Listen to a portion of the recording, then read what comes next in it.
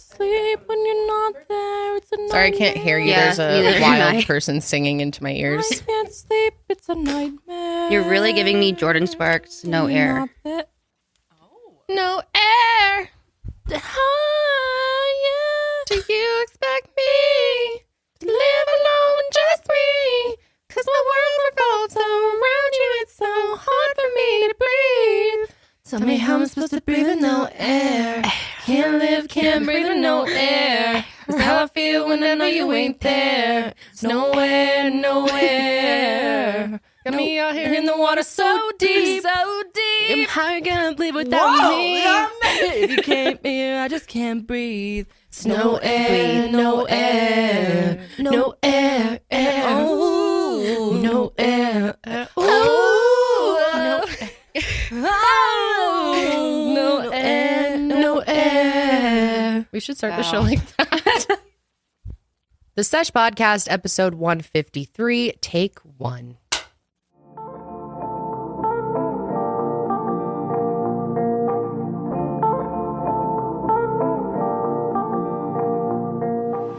Hello, creamers and dreamers and steamers. Welcome to our tea party. Back me up. Hello. G'day. G'day, Julie. Cheers. Good day, Julie.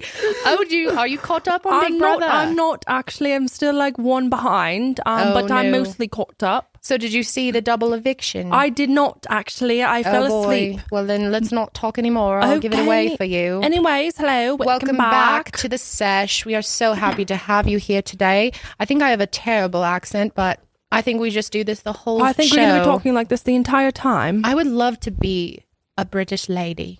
Would you? If you could have any accent in the world, what would it be? Probably Australian, but I can't do that one. No? Don't know how? No, the only one I can sort of do is British. Yes. If there's anyone out there with a British accent, give us a rating. Well, today we are being very British because we are going to be doing a tea party. A real tea party with a real tea set. This is China. This is fine China. Fine China. Finest China that Amazon has, in fact. And we are going to be doing a book club. So what else would we do other than having some tea and crumpets? Thank you. What is a fucking crumpet? It's a biscuit. A crumpet is remember we looked it up? Oh, yes. It's an English muffin, essentially. But we just call them English muffins here because we're trash. I believe so, yes. I love an English muffin, actually. I haven't had one of those in many a time. Very good. I love a good English. I love an English muffin. Anyways, Karelly has made us a beautiful assortment of sandwiches. I forgot the word. Well, it's only one kind of sandwich, so it's not an assortment. But okay. Oh, hers is beautiful. good. One type of sandwich. Yes. It's filled with cucumber and cream cucumber. It's cucumber, dill, cheese, cream cheese, and that's it. Okay. Very, very nice. We've cut off the crusts. Yes. And we also have a little bit of coffee cake. Coffee cake. Very good, very good. I am Kendall, and this is my co-host, Janelle. Hello. And we have 2 English muffins with us in the house. Our English muffin, Sydney, and our English muffin, Karelly, our producers. Hello. Welcome. Happy to be here. Welcome.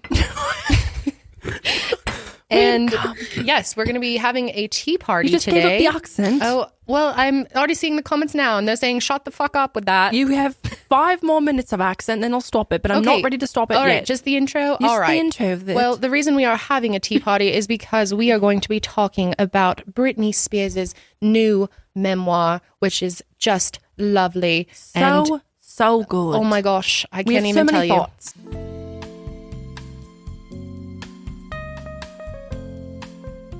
We all have listened to it. And yes, so many thoughts. I wrote down so many notes. I don't know how I'm going to get through all of my thoughts. But first off the bat, I just want to say that you got to get it and listen to it yourself, because we can't possibly go over every single bit of it. And it is just so good, so juicy, so sad, honestly. Really, really sad, heartbreaking. Yeah. It's called The Woman in May. We all listen to it Audible because we don't know how to read. But that is the truth. But it was really, really good. It was a good listen. You want to know something? What? I think the last time I actually read a book was CSAP. You read a book for CSAP? What kind of book are you reading for CSAP? When I was in like 5th grade. You know, There's no remember books to be CSAPs? reading for CSAP. Like, you're reading the CSAP After you booklet. finish your test, you have to read. yes. And that was the last time I've read. Oh, that's embarrassing for you. Yes, it's quite embarrassing. I only do Audible now. Okay. But I do love Audible. I do love Audible. Audible.com/Kendall Ray. Oh, check it out. It also works on I don't think. Sesh. Oh, it does it? Yes, We have a it Sesh does. code? Yes. Oh, then use that one. It's old as shit, though, but it still works. It works. I Does it? used it. I tested it out. Oh, very Ooh, nice. I know what that accent Yes, Very is. nice. Audible is great, though. And you can listen to it on 2 times speed for all you crazy ADHDers out there that like things to be fast. Girl, I don't know how you do that. I love it 2 like that. times speed. I listen at 1.1. That's my sweet spot. Any faster, it's 1.1? going You mean past. 1.25? No, 1.1 speed. So it's not that much Yes. faster at all. No, it's just like a tiny bit. I like just it when enough. it's like spitting information at my face as fast as possible. See, that's when I agree. miss it. You know, with I don't know how your ADHD works, but mine is like even on regular speed, I miss huge sections and I'm constantly going back. Oh, my brain, if things are too slow, my brain has the opportunity to zone out. Wonder. See, and wonder. my brain wanders no matter what speed. So I'm going back no matter what. Okay. Yes, I definitely had to re-listen to 1 or 2 chapters, though, because I completely zoned out. Yes. I was like, oh, shit, I don't know what they're talking about. Well, this book, oh my gosh, there's so much to say. Shall we just dive in with that, Honestly, ladies? let's just The dive Woman in, in ladies. Me. But first, we need to The get Woman ourselves in Me. some tea here. What kind of tea do we have? We have English yes, breakfast. a Oh, no, Earl- we have Earl Grey. Earl Grey is the tea of Britain, I'm pretty sure. Is it? Yes. Okay. I went to London and they were drinking that. Also got some steamed milk back there. Oh, thank you, ma'am. the tea. Madam. Hmm. This is the sound of the teapot. It's ready. Why? Steaming. Oh, okay. Why? Have you ever heard a tea kettle? It screams when Yes, it's I ready. have. I This have one is indeed. ready. Would you ladies like your tea now? We've got our tea, no worries. You have your tea over there? Okay, do you need some cream? They've been creamed already, I believe. Okay, okay. And what about sugar cubes? Are there no sugar cubes? This is not an established... This is not an established tea party without sugar cubes. I think there's honey in the back room, perhaps. Oh my God, mercy. Sorry, I just choked a little bit. But might I say that this sandwich is absolutely decadent. I need to try phenomenal. one. Absolutely delicious. Oh, Oh, my. Karelly. You really outdid yourself there, honey. Yeah, I did it, honey. Can I tell you something? Yes. I used vegan mayo Why is there mayo in here? Thought it was just cream cheese. in mayo. You make it a little less viscous. It's delicious. Scrumptious. You can barely taste it. It was the smallest dash. I love It's sandwiches. Absolutely delicious. I love it. Okay, how long are we keeping up these accents? I think we're going to stop right about now. Okay, that's over. Bit done. Let us know if you want us to do this every episode, though. We'll do a new accent every episode. I do can it just for see the you. comments like, please stop. It's Shut so up. bad. Well, I'll we're catch sorry. the next episode. We are sorry. But I'm actually yes, we not said really it's over sorry. now. Oh, it's so fun we're to back have now. on. It is so fun. Imagine so trying to do this fun. the entire episode. It's so fun having an my accent. gosh. Why can't It Americans is. have an accent? No, well, we do. Apparently, it's yeah. just called stupid. Well, see out here, listen, red farmer is really hot down here. We All have to right, do corners down there. Proud to be an American. How's that tea? Cheers, honey. Take a- I mean, cheers. cheers, brother. Cheers, brethren. Welcome to America. Delicious. This size isn't going to be an American.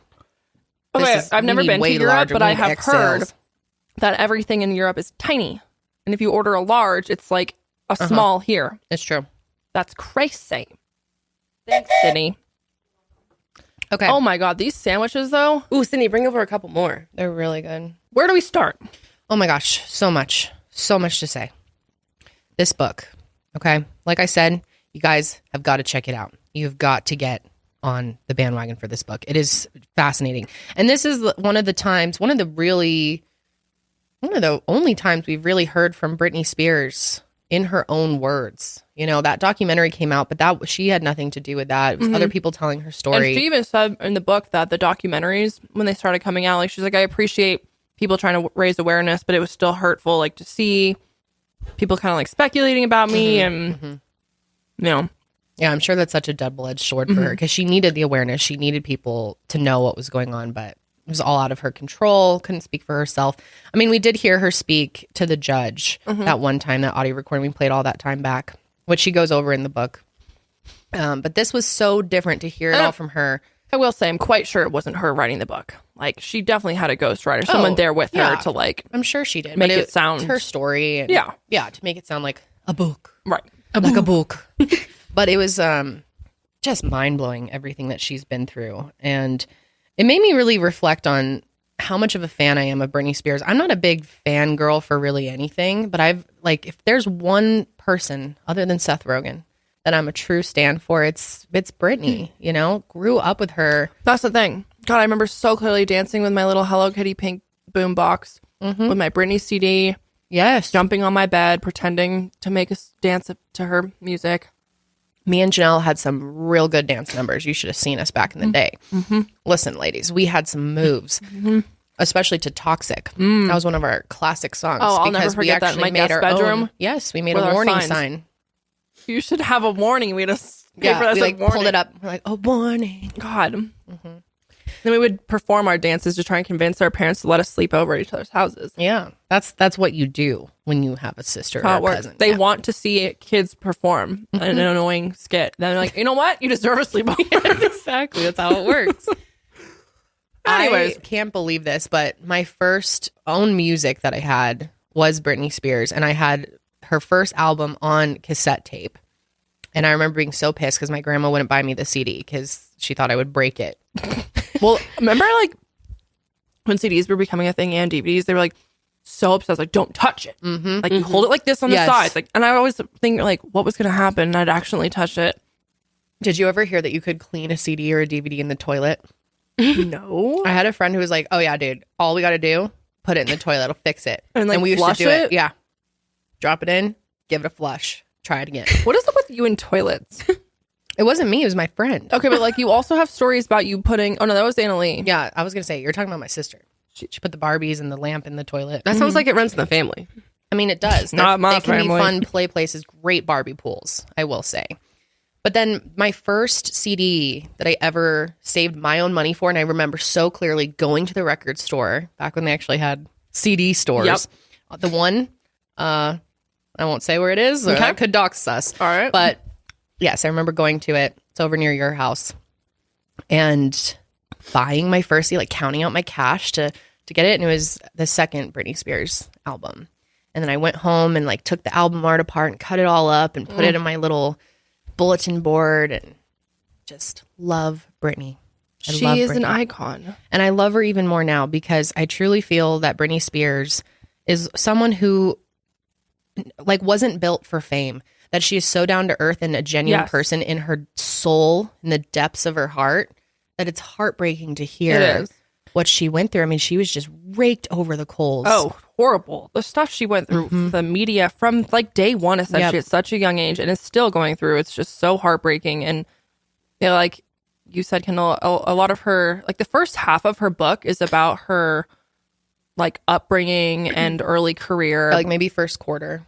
Before the conservatorship and, you know, all the other stuff. But she talks so much about how she just wanted to sing and dance. And like she, you know, it never really seemed like it was about the fame. As long as she could sing and dance is She like felt like what she she was really home. cared about. Yeah, she felt like she was home when she was like on stage and just performing. And something that this book really did was, I mean, over the course of the last 20 years for her, she's been completely dehumanized. And this book really, really humanized her again. And like, Totally agree. and she's relatable. You know what I mean? Yes, She's relatable in ways that we wouldn't know because of the way the media has portrayed her. Like it's really sad to see like what the like the entertainment business did to Britney, because she, I don't know. I don't know. It's crazy. And like I'm happy that she finally had like, this is like her one time to speak. You know what I mean? Yeah, her opportunity to she say what found she it. wants. Yeah. Yeah, I agree. I think it's so easy to forget that celebrities, especially pop stars, people that are like larger than life, just massive stars, are real people deep down. And that's why I love when people write books like this and you can hear about what their childhood was like. And there's so many relatable parts. Yes, I thought a lot about that when she talked about how for her, what's most thrilling about it all is not the fame, not the money, not the album sales. It's the work part of it. Yes. It's dancing. It's the sweat on the floor. And you can tell from her Instagram now, seeing her dance, you know, doing she has so much passion for athletic, what am I trying to say? For dancing, physical, but for physical performance, for activities. She got passion for activities. But yeah, it's really so interesting to hear about her life. I thought it was very interesting how she talks about her grandma a lot in the beginning of the book. And she talks about how her grandmother went through so much abuse. And I mean, I don't want to give everything away. Yeah. But she had a very traumatic life and was also on lithium at one point, was put on lithium. And that parallel was very interesting to see her add that right in the beginning of the book, talking about her grandma on lithium and then her experience with lithium and how terrible it was. Talking about her parents and her brother's accident. I had never really knew the story. I knew something had happened, but hearing about all that from her perspective and how much she cared for her brother. And how she like slept by his side for years. And yeah, it was, I won't lie, it was a little, it's hard to hear, for me to hear people talk about alcoholism in your family. And that's something I've never really opened up about and I don't really want to, but it can be kind of triggering for me because I relate to a lot of what she went through as a kid. And, it's insane how much your parents can affect your entire life and everything that she went through with them and how horrible her parents are. Just straight evil. My God. Evil. Like these two are they were not meant to be parents. My God, just terrible. But she also goes through a lot of different points in her career that you probably remember seeing in the press or seeing different performances and breaking those down, like talking about the snake at the VMAs. How she was like scared of him. Who wouldn't be? God. Yeah. Well, I guess a lot of people wouldn't be. I would be scared. I love snakes, but I think that would freak me out. Well, the fact that she's like, we had no like, you know, if they started attacking us, it was just me and like the handler, some like other girl or something that was there. And she was like, I had no practice. Essentially, they just threw the snake on me and sent me out. Yep. But just like the grind too in the beginning days, my mind's going all over the place as I'm remembering things. But the early days of her career when she moved to New York, right? Yes, and she was doing that play or musical, and they were going to make her perform on Christmas. My God, some of these child stars go through so much. Yeah, I can't imagine putting my child through what these people do. It's insane. The grueling schedules, their childhood's totally taken from them. Yeah. She's only like 9 years old too when they went to New York. And then like that's insane. And what's crazy is like they're making the money. You know? Yep. Funding everyone her whole life. Yep. Pretty much. Yeah, she talks a lot about her father at the beginning and his father also was abusive. Yep. And, you know, her life growing up in Louisiana and how she, you know, her family was pretty poor. They didn't have a lot. And so she lived like a pretty simple life in the early days. And then like, that's what blows my mind is I can't imagine going from just being a normal kid, living your life in the South within like a few years, you're like the biggest pop star there is. What a whirlwind. And everyone's looking at you and everyone's watching you and critiquing you. And you're working these crazy hours and performing on TV. And it's, I don't know. It's crazy. Yeah, it's insane thinking about what that would be like as a child. You know? She was also talking about her experience on with Mickey Mouse Club and stuff, and that's when she met Justin and Christina Aguilera and all those people as well. And like, I mean, at that time, she was like the breadwinner for the family. And I know she talked about how her dad had opened up that gym in their hometown. Yes, and that now everyone got buff. And then like a few years later, because of his addiction, it all kind of, you know, dwindled down. And so I don't know, it's just very, again, like it's all very things that are extremely relatable that you like the media just would never like they just have never given her any sort of grace. Mm-hmm. You know what I mean? And it's like, I don't know. So much more brutal on her than any other celebrity. Oh, 100%. It's truly remarkable to see how much she was attacked and scrutinized. And we have those clips from Diane. If you want to yeah, we'll definitely get into that too. But yeah, I totally agree with you, Karelly. I think that was the biggest takeaway for me is how relatable she is. She really does seem like such a genuine, down-to-earth person that anyone would. She's so non-judgmental and fun and free-spirited, and she just wants to have a good time. She's so loving. For her to like, you know, even when she was, I don't think she talked about this in the book. This was another interview, but when she first moved into her big mansion, she still cleaned a lot of her house and like did laundry and cooked. And she said she like loves doing those types of things. And I don't know, I think she's managed somehow with everything she's been through to maintain a lot of her true personality and her down to earth features. Yes. Yeah. I agree. I just love her. But incredibly sad book. I will say that in advance. There were several times where I was tearing up because it's just so unbelievably brutal what she went through. There were several times where I was listening to it while doing laundry and stuff, and Josh was listening or cooking, and even he was like, God, this is insane. Like, this is just so brutal. And he's seen all the documentaries and everything, but there's something about it coming from her words that just, it's hard to even imagine what it would have been like and how no one was on her side at some points in her life. She was so alone. Everyone took advantage of her for so long. To have your parents use you, at all, right, throughout your life is really sad. But at such a young age is so devastating, especially when you have a sibling who is also, you know, not to the fame level that Britney was at all by her when she was that young, but it was such a double standard for her and Jamie Lynn. Like, Jamie Lynn was best buddies with her dad and could basically do whatever she wanted, and you know, got nothing but praise according to Britney. And you know, she's over here getting treated like shit, essentially. And how drastically different their upbringings were, because they have quite an age difference. Yes. And Britney had already brought the money into the family. So Jamie grew up way differently than her. Yeah.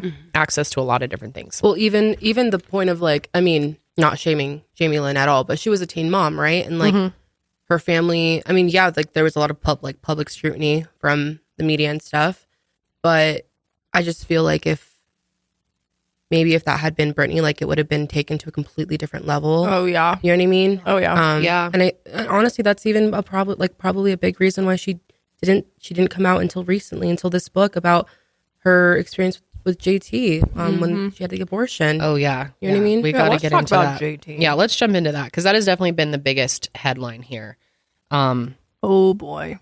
So they met really young and started hanging out. And she talked about how she like basically fell in love with him and was like head over heels with him, wanted to be with him. And that for a while it was really good. Like the two of them got along really well and spent so much time together and would go out and, you know, like the iconic Jean. Yeah, the denim on denim outfit. So I told the story behind that or whatever.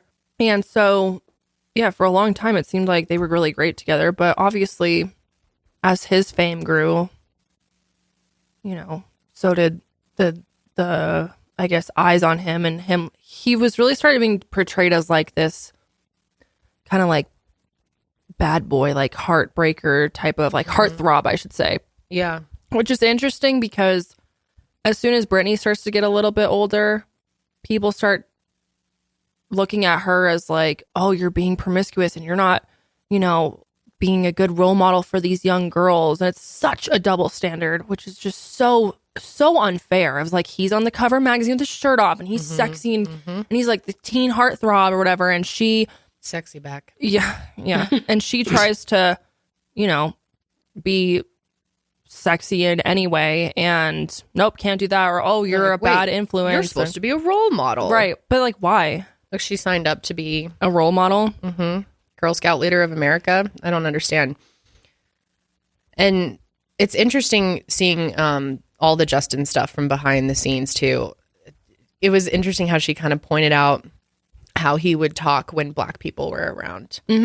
That was very, it makes a lot of sense when you look back at his old music. And she was like, he had a lot of swagger. But he's been accused of being sort of a culture vulture. And did you know that a ton of his songs actually are Michael Jackson rejects that he didn't use? Really? Yeah. So that got exposed a little while back because he got some heat for that. And then what he did to Janet Jackson too, ripping off her shirt.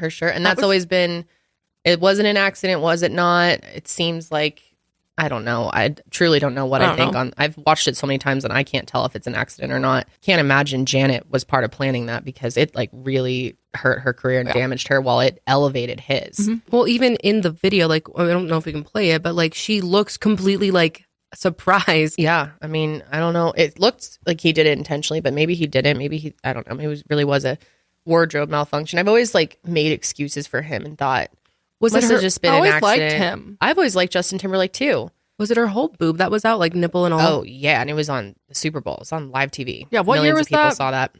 I Like don't that. know. I want to say 2002, something like somewhere in there, 2005. But yeah, I mean, there's always double standards for men in this industry. That like catapulted him. Oh, totally yeah. damaged Janet, and like a lot of the things with Britney, he really excelled after she started. Well, I guess we should back up. Yeah, okay, back up. So they break up, or no, before that. He starts cheating on her, Yes. like all the time. And she says that she knew about it and that she was so in love with him that she kind of just looked past it Yep. and ignored it. And she really thought that they'd be together forever. And then she finds out that she's pregnant. And she tells Justin, and Justin's like, I don't think we should have the kid. We're too young. It's going to look bad. I think you Says he's should get not an ready to have abortion. I'm not ready. baby. So she ends up getting an abortion. At home. Well, she has the pills. Yeah. It's a medical abortion. So a Right, lot of people but- do that. I know, but she kept saying she wanted to go to the hospital, and Yeah, well, I they guess wanted her to stay home because of paparazzi, and paparazzi. shit. Oh, could you imagine? Yeah. She kept thinking, like, why aren't they taking me to a doctor? Because she describes it as incredibly painful, extremely emotional. She was on the floor hugging the toilet of her bathroom for hours. And what is Justin Timberlake doing? Gets out his little guitar, Plays a little song. plays for her. some songs. Yep. So that was probably the biggest bombshell from this book, is that she and Justin got pregnant and she had an abortion. Yeah. And she was sort of forced into it from Which, the way by she's the way, explaining it. clearly no shame to anyone who chooses to get an abortion. Oh, but absolutely it not. is sad to see that it seems as though she really regrets it and really didn't want that and was kind of persuaded and forced to get it. Right.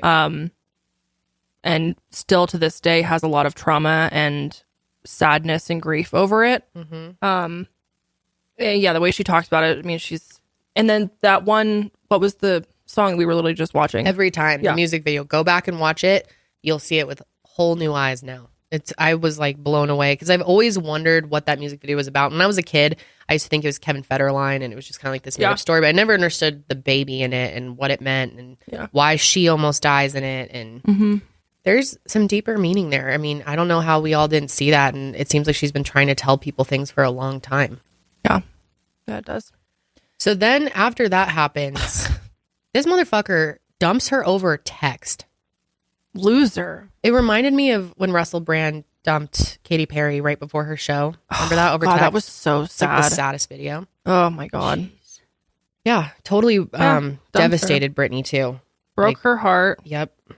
And it seemed as though she was heartbroken for years, really. Yeah. And it took her a long time to accept that and move on from it. Meanwhile, I think he was kind of just like, Yeah. I think everything for him has been a career move. I'm seeing him in a whole different light now too. yeah. Because he really used their breakup to gain sympathy and to gain traction. Yeah, And this was so sad. She was saying how so many of his songs were, written for the public to think like, oh, he's heartbroken and he's sad and he's going through a loss. And she's like, and behind closed doors, I'm over here so depressed I can barely get out of bed. I'm absolutely devastated. And he's making these like huge career moves, making these huge songs. Cry Me a River. Yeah. With a lookalike of her in the music video. Yeah. And the public is like, oh, you poor thing. Poor Justin. Poor Justin. How, Brittany, how could you do that to him? She talks about the Matt Lauer interview, which I so wanted to play some clips from it because it's mind-blowing. It is. Unfortunately, it's copyrighted, but I recommend checking out some of her old interviews and stuff and things that are brought up in this book because it's interesting to see them in hindsight. Mm-hmm. But he brings that up too, like, oh, sounds like you just crushed Justin. Right. Like, you know. And it seemed like the way they edited the interview, anything that she said that was in favor of herself or, I don't know, maybe tore him down a little bit was cut out. It is so weirdly cut down. I wish I could explain it better, but go watch it. Yeah. It puts it in a different light for sure. So Justin's getting fucking ripped apart right now, which he's trying to make his big comeback. This is so deserved, in my opinion. Honestly, the timing of this. Mm-hmm. Yeah, NSYNC. I always say NSYNC. NSYNC. NSYNC. They've been trying to come back. Well, not anymore. Their tour's canceled. Oh, hang on. Whoa. Their tour dates be canceled. Well, it has been a rough week for him even before that because have you seen this video? I can't believe you guys haven't seen this. It's been all over the internet.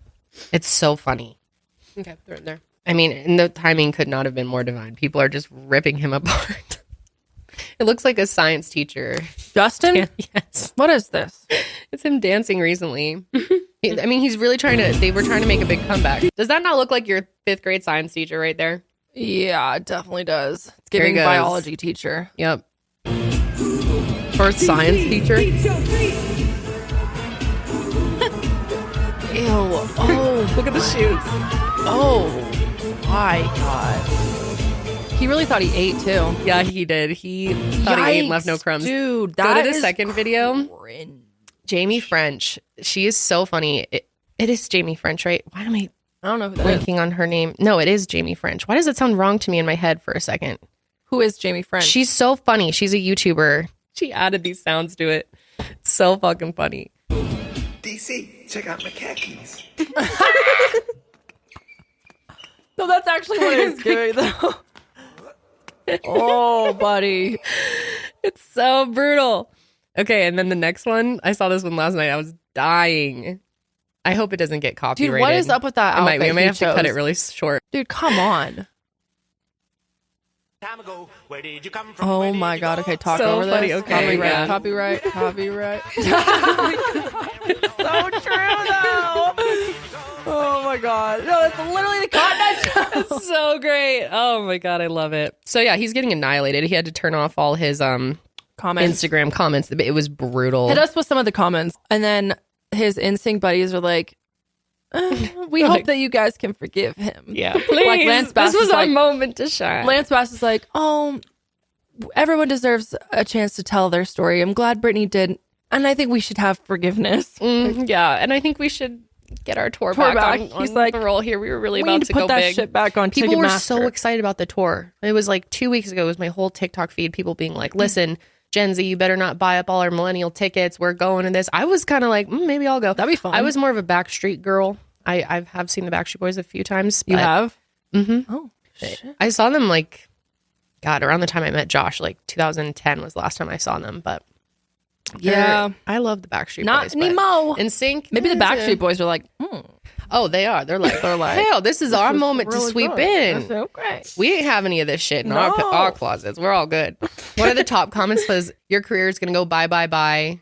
Why? Okay, I will say this. He was also very young and very,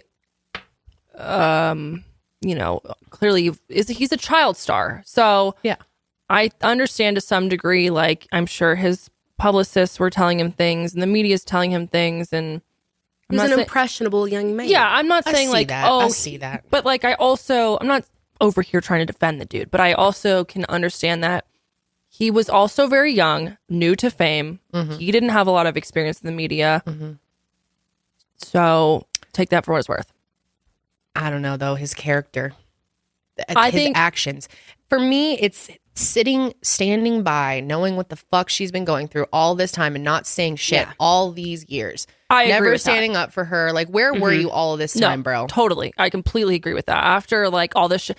Because the whole free Britney movement has been going on for like, since 2016 or something? Where were you? Yeah. And no, I agree with that. Part of her emotional trauma and issues that she's had are trauma directly from fucking you. No, totally. So, I don't know. He should have been, once he realized years later, all the shit that he has caused, he should have been knocking on her door with an apology. I don't feel bad for him with the shit he's getting right now. I mean, some of the comments, of course, are like ridiculous and going too far.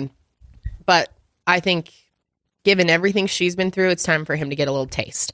And it's not going to be nearly as brutal as what she's gone through all of this time. Yeah. Someone said I lit a candle for this flop round of NSYNC. Oh, NSYNC. Remember when he put out the fucking Trolls soundtrack song? Yeah. And it was on all our top charts. That like dance, dance, dance, me.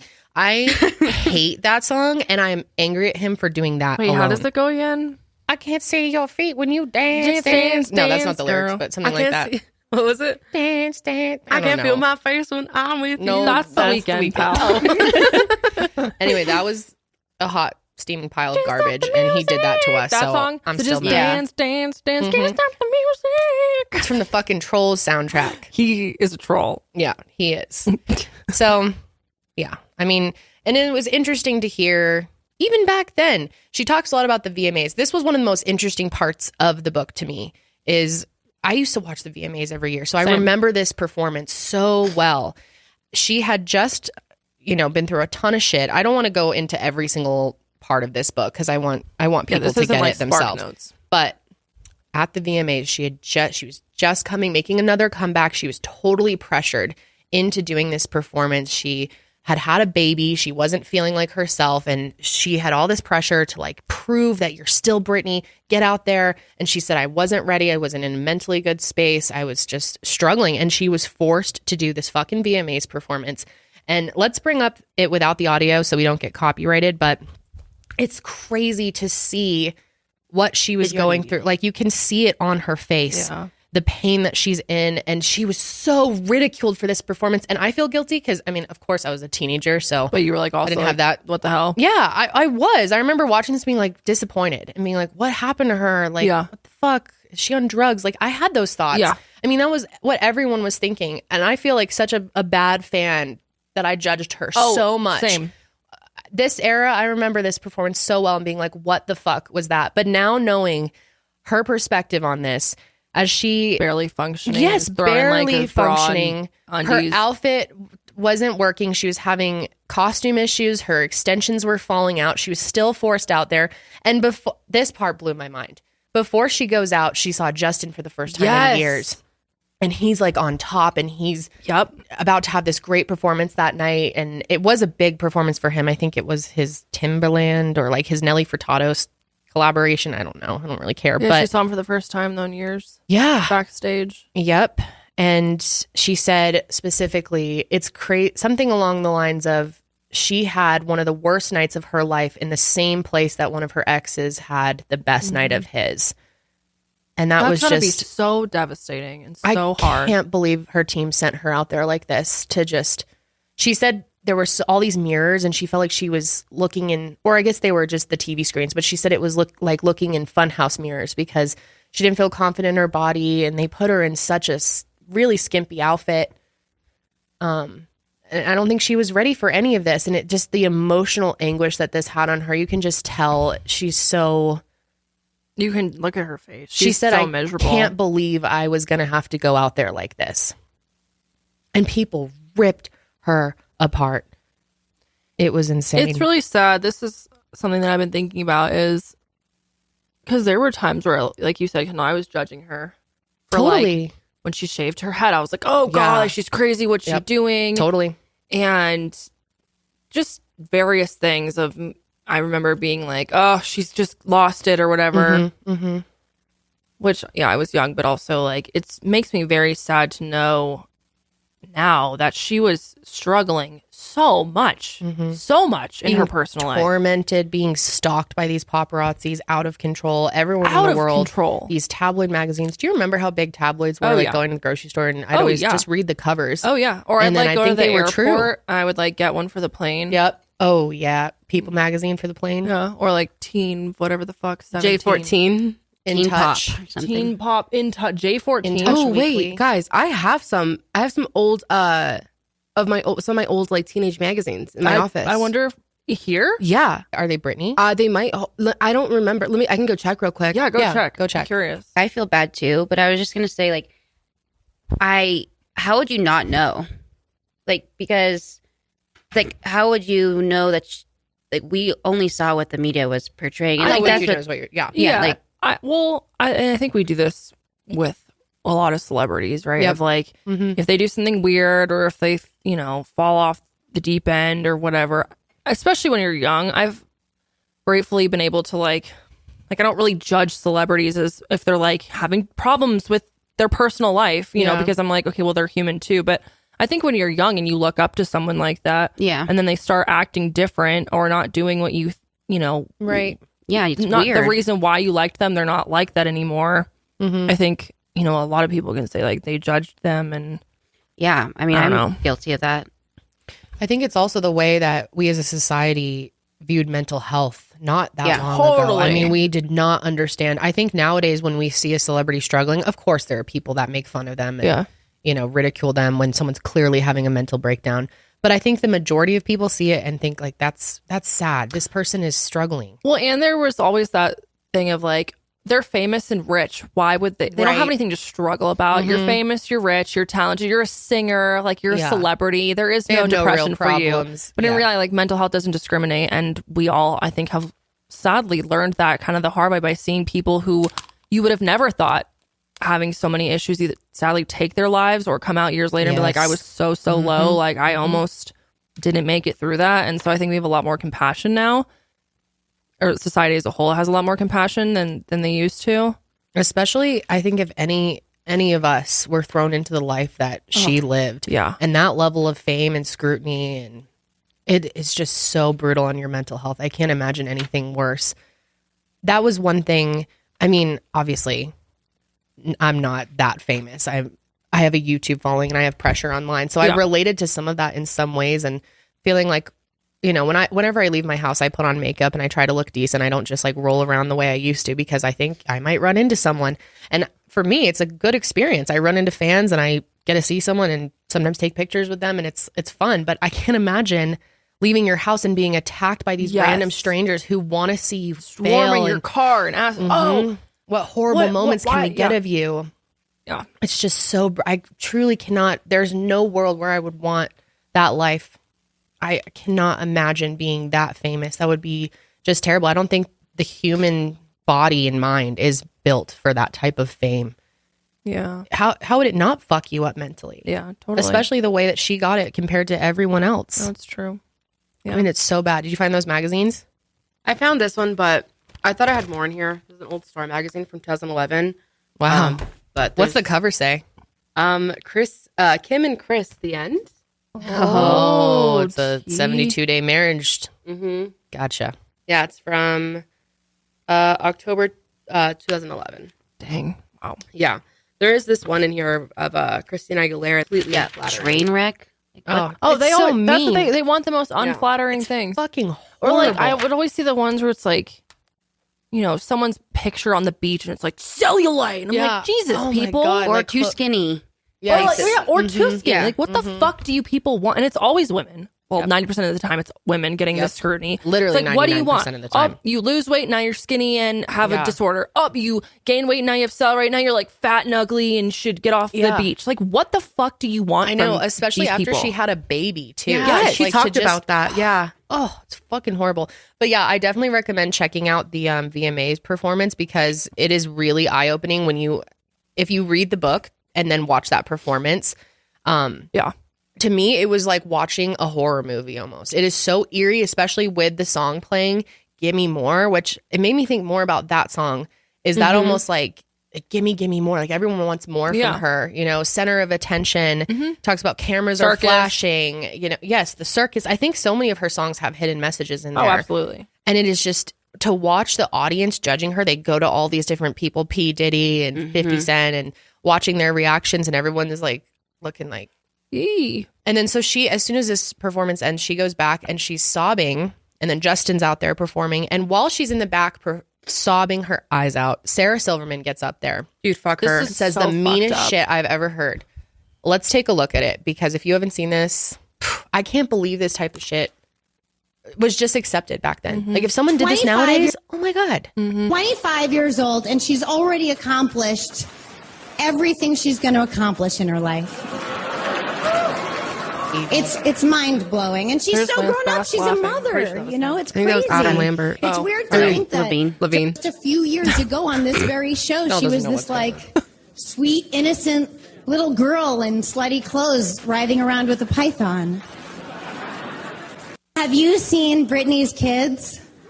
Oh my God, they are the most adorable mistakes you will ever see. That is so fucked up. They're as cute as the hairless vagina they came out of. This is also like, yeah, fuck all these. I'm These serious, are her. they're this cute, you guys. These are her coworkers. Like They know what it's like. Fuck all of those people. What was that, Jamie Foxx? What is he doing? Like, oh my, that is evil. No, it's so that evil. blew me away. I can't and believe she's like that sobbing was in the said. back. I honestly feel so bad for her for that night. Dude, same. Meeting her ex, going out having a bad performance because she already feels like shit, going behind the scenes or backstage and sobbing, and then listening to this crap later on. Yeah, she didn't and even then know. getting ripped for months afterwards. Yep. Well, she said that she didn't listen to this until afterwards. Yeah. So, like, I mean, thankfully for that, but like, still, like, having someone say all these vile, disgusting things about you, and I mean, they probably don't even know her. Like, it is all Right after she performed, you get off the stage, you're trying your best after such a hard moment, and then she's ripping. It's just so fucking evil. God. Just treated like she's not even a human. It's truly insane. I've talked many times on this show about how much ketamine therapy changed the game for me. It truly was one of the most amazing things I ever did for myself. I'm so happy that I found it. There was a time where I was struggling so much with anxiety and depression. I felt so hopeless. I didn't know where to turn. Nothing was working for me. And then Josh actually found me ketamine therapy, and I was just trying to do anything at that point. So I tried it and changed my life. I can't believe how long it's lasted for me too. I mean, I did this probably almost 3 years ago at this point, and my mental health is the best it's ever been, and I truly mean that. And I'm so excited to be partnering with MindBloom, who brings at-home ketamine therapy to the masses. There's a new tool to improve your mental health. MindBloom is the leader in at-home ketamine therapy, having safely helped thousands of people overcome their anxiety and depression. And unlike traditional talk therapy, ketamine works quickly and doesn't have the unpleasant side effects of traditional antidepressants. And in a study of over 1,200 MindBloom clients, 89% reported improvements in their anxiety and depression after only 4 sessions. Right now, MindBloom is offering our listeners $100 off your first 6-session program when you sign up at mindbloom.com/sesh and use promo code SESH. Take the first step and break free from your anxiety and depression with MindBloom. Mindbloom.com/sesh, promo code SESH. Okay, so let's move on to K-Fed. In his rap career. Mm-hmm. Big Arby's commercial. Make a superstar. He's like, we got the meats.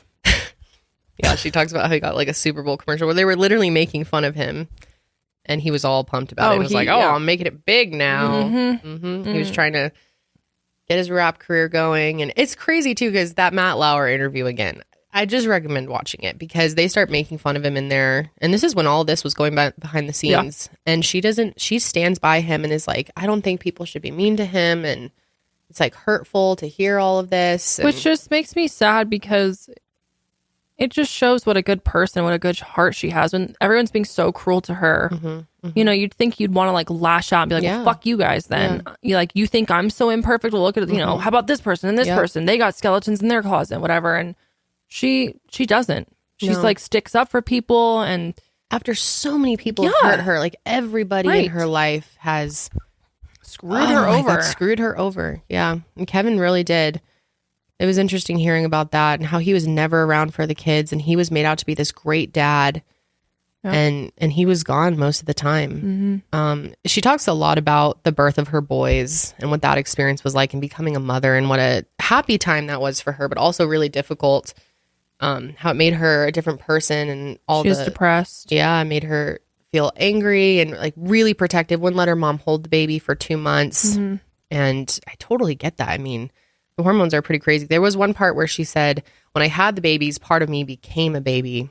And I really related to that. Because it brings you back to a whole new world. I mean, having a child is just such a transformative experience. And for her to have to to deal with everything that she was while having her babies. The paparazzi following her around, taking pictures of her every move. Yeah. I cannot imagine. No. Just scrutinizing her, saying she's a horrible mom. That was such a narrative that was going on in the tabloids and everything. When meanwhile, she loves her children. And, you know, the book gets into a lot about how her children, how she lost custody of the kids at certain points in her life. And I'm sure that there's a lot that was left out of the book, that because a lot of it doesn't really make sense how it got to that point. But there was one night where she had her mom babysit, and she went out with Paris Hilton and Lindsay Lohan, and they were just drinking and having fun, and it kind of spiraled from there, and her kids were taken away. And then Kevin, you know, filed for divorce. Yep. Or she filed for divorce. And they tricked her. Yeah. They convinced her that she should file for divorce. He was going to do it. Mm-hmm. And the reason they did that was because if she was the one who filed, then she would have to pay for his legal fees. So that just fucked her. So and everyone, also puts it in the no media one was like, looking out oh, for her. you're breaking his heart. You're breaking another guy's heart. Yep. When it was totally Poor him. Kevin. And meanwhile, behind She closed fought doors, hard they're for like, her if you marriage. don't do this, he's going to. Yep. Yeah, that was a crazy time too. And that's another point where I really judged her. I was like, why are you with this trash? I remember just thinking like, what the fuck? Yeah. Going, you know, I judged her so much. I really feel guilty about it. And I mean, the world did. Yeah. So I wasn't alone on that, but it's just like, you know, seeing this as an adult, hearing all the behind the scenes, it just makes you see it all in a very different light. It does. Yeah. Her ex-husband, Kevin, or whatever, I'm pretty positive she mentioned it in the book, but in 2008, he was like named Father of the Year at a Vegas club or something. Mm-hmm. That's great. Father of the Year. She said he was barely around. I don't want to get too much into that part, though. I really want to encourage people to actually read this to listen to it like we did. But I'm trying to think of what other parts I want to touch on. Shaving her head, and how it was a big fuck you to the world. And just the, you know, how she always knows that men think long hair is sexy, and she was like, well, fuck all of you. I'm just going to shave it all off, give him something to watch. And yeah, we all saw her in that moment and just thought, I remember being like, she's oh losing her boy, shit. she lost her shit. Crazy Britney. Yep. She Very was in sad. so much pain, going through so much. She couldn't see her kids. When literally all she needed was like somebody to talk to and to, you know, like help her go through these really intense and hard things. Like, No, no one cares about that. You hit a breaking point and like, Yeah, that's what it was. She hit a breaking point. yeah. And like, I mean, imagine, like, I couldn't imagine like going everything that she's going through, being like the focus of attention on every like tabloid, and then you hear Chasing this her, thing, and like making her harassing feel her. uncomfortable. Like there was that one guy who like one of the pops sued her like after she like ran over his foot or something for like $250,000. Yeah, they had like a big legal battle over that. And like, I don't know, she was just shafted so much. Like this, I feel so beyond sad for her. Like It's devastating. Her life story is tragic. I mean, this was like very, very upsetting to read, to listen to. I need to stop saying I read it. Can't take credit. So they finally get into the whole like conservatorship thing. which it didn't last very like the book didn't really go that deep into. And I will say, I respect her for, it's obviously her story and she can tell as much or as little as she wants. As a fan, I wish there was a little bit more on that front because it was 13 years of her life. And it seemed like it was kind of just like the surface layer was talked about. And I do wonder if there was like something preventing her from being able to share that as in depth as she would have liked. Right. Or maybe she just doesn't want to. She doesn't need more people speculating and talking about her life. Who knows? Yeah. I'm sure all of this she did with an ounce of reservation because it seemed like a lot of the things that she shared were moments that were already out there that she explained further. Yes. There wasn't that many New exclusive things that we didn't know. It was just her perspective on things that we already knew. Right. On some things. Obviously, the Justin Timberlake stuff was completely new. But I would be the same way. Like, fuck all of you who I have don't owe you anything. cried all of this out of me for so long. I really don't owe anybody anything. Yeah. Yeah. She did talk about that guy. is it Andrew Wallet? His name's literally Wallet. The pop guy? No, he was a co-conservator.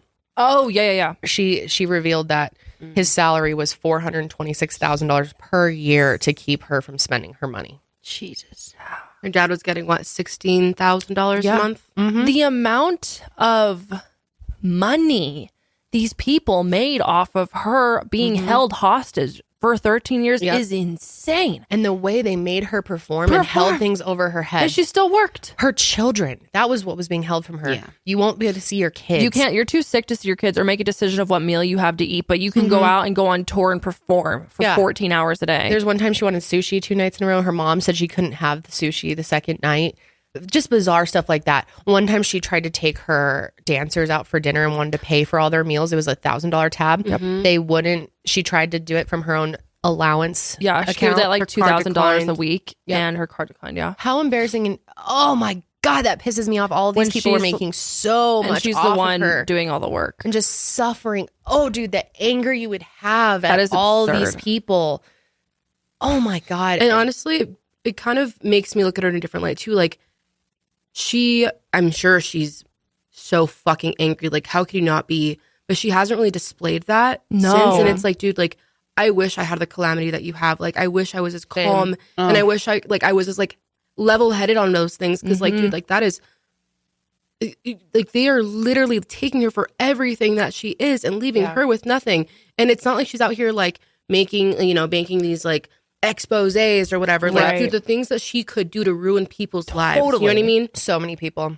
She's too big of a heart. And it honestly sounds like she just wants peace at the end of the day. Like, she just wants to like dance in her living room, go to Maui, be with her kids, cook. Once you have a full picture of everything that she's been through and the torture that she's experienced since she was a child, when you see the bad moments that she had, the bad moments with the kids that the paparazzi caught her, driving with her kid on her lap and the car seat backwards or shaving her head or anytime, or when she got the umbrella and went after the paparazzi, all those things, none of them seem like that big of a deal to me when I think about the trauma that she went through and shaving her head. I'm like, that's the least she did. Totally. Like, dude, I would be, oh my God, I can't imagine the things I would do. No, it's true. She was quite reserved, honestly. You know how there's always conspiracy theories about celebrities when they die that they, when like that they actually left and like staged their death to escape all this. I would do that. The life that she had, I wouldn't want any part of it. No. I'm sure. Oh my God. The fact that she didn't really get to have any of the benefits of it all either. And was, oh my gosh. The fact it's hard to even get words. It's insane. In rehab for that time. And then obviously in the conservatorship at her house. And then she talked about COVID and how that like really screwed with her mental health and how, all she wanted to do was be with her kids and, sing when she would want to sing and dance when she would want to dance. And like there was this one time she's like, oh, I was backstage and everyone was drinking and just, having a good time. And I couldn't even have like a rum and Coke. Oh, yeah.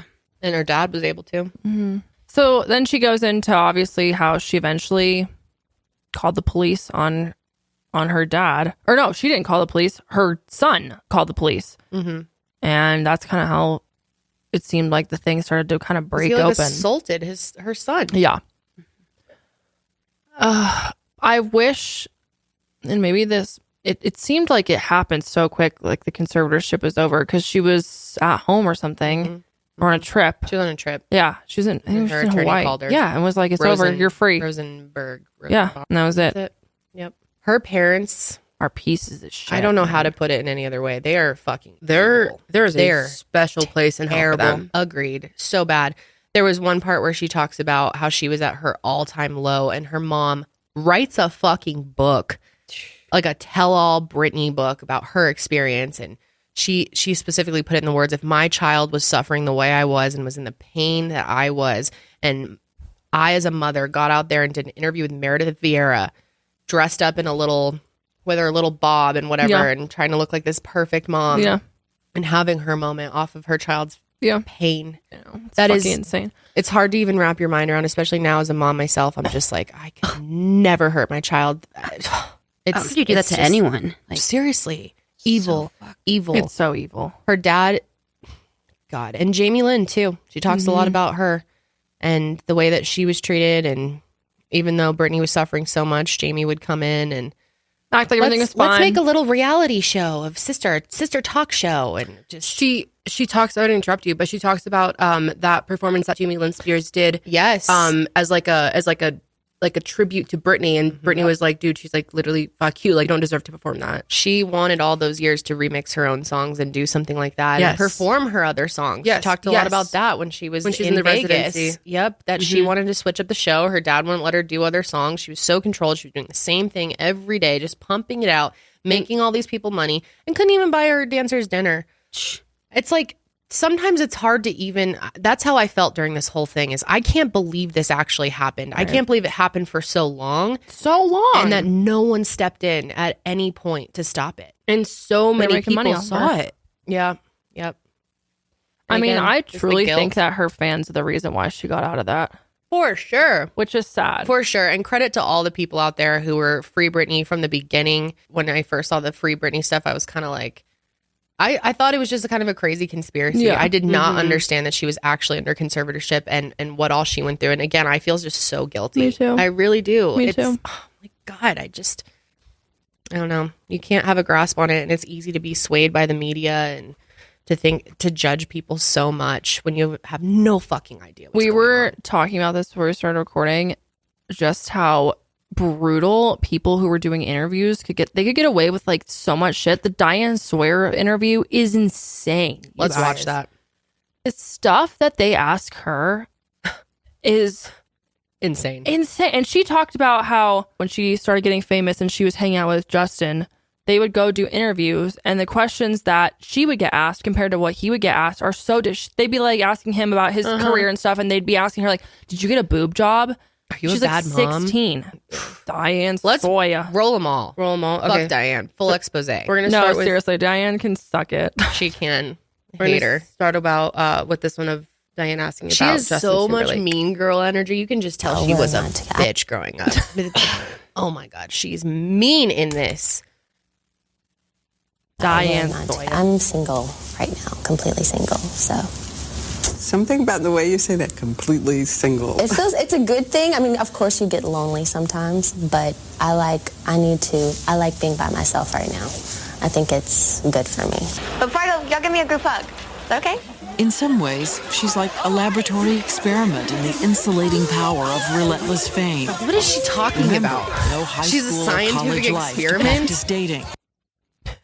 Got that out. No anonymity for trial and error and embarrassing choices. After the feral frenzy, what she's called a regrettable near fling.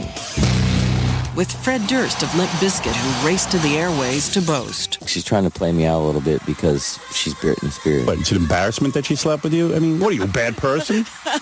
You said recently, I'm not doing so good with relationships. No, I'm not. It's hard for me to let people in. She just said she's single, Diane. You can bop me. I have to ask a couple of things about Justin. Okay, of course. He has gone on television and pretty much said, you broke his heart. You did something that caused him so much pain. She could have been like right there. So much suffering. He talked me into getting an abortion and broke up with me over text. Yeah, she could have destroyed it all right then. I was upset. I was upset for a while. I think we're both really young, and it was she was kind of waiting to happen. I believe. And this interview. Wow. I will always love him. He'll always have a special place in my heart. He is such a great person. But you said, I've only slept with one person in my whole life, 2 years into my relationship with Justin. And yet he's left the impression that you weren't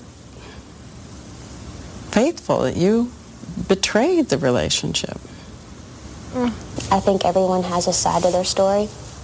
And right there. She's like, in one day I'll blow his fucking career up. And make them feel, before he goes on tour. And I'm not technically saying he's wrong, but I'm not technically saying he's right either. So, this feels really awkward right now. Justin! Timberlake has made a kind of sport out of public retaliation. On a popular morning drive radio show in New York promoting his album, he has a kind of gleeful confession about their very private life. Time 97. The Star Buckwell Morning Show.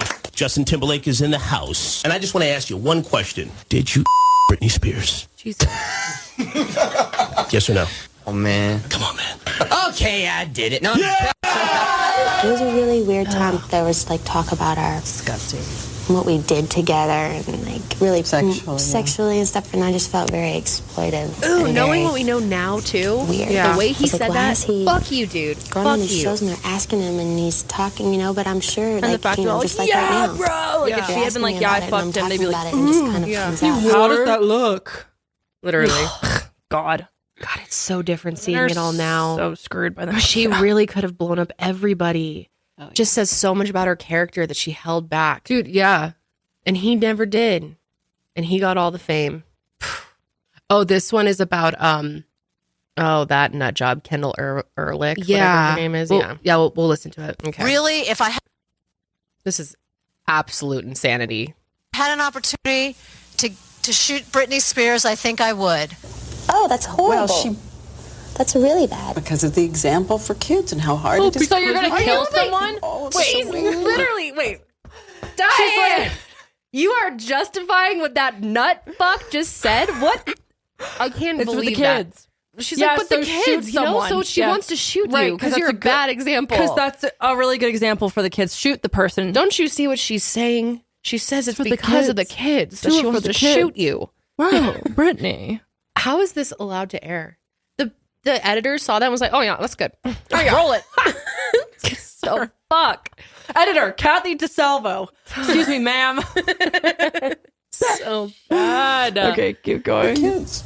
With the kids. Well, that's really sad thought that that was she her said that. Ew. You know what? Like, I'm not. And look at here her to, smile. You know, She's like, yeah, that's really babysit sad. her kids. Later, the governor's wife had to retract her statement because of a public outcry about her reference to guns. What is wrong with you? Retract your It is statement. How about true your that banned from kids Planet made Earth? Britney Goodbye. You're done. Spears, and then she That is remade so them weird. in her She'd image. be like arrested for that. Only thing she'd like to shoot her. Oh, baby, how was I supposed to know? It was And us then, earlier. in the past 2 Literally. years, that image has taken a highly explicit turn as she searched for a new edge. We wondered, does she care what her old fans, those kids, think, for instance, about this? So here's the she talked about that in her definitive for book. the last time ever Madonna kiss. Okay. Yeah, she talks a lot about Madonna in general. That she had this idea for a little peck, and then you gave her a real kiss. Is this the way it happened? Well, yes, it was her idea. We were in rehearsals, and she's like, well, maybe we should kiss her. I'm like, okay. All right. And we never really did it in rehearsal. When we actually got on stage and we did it, it's like when you have all those lights, you really let go, and we really did it.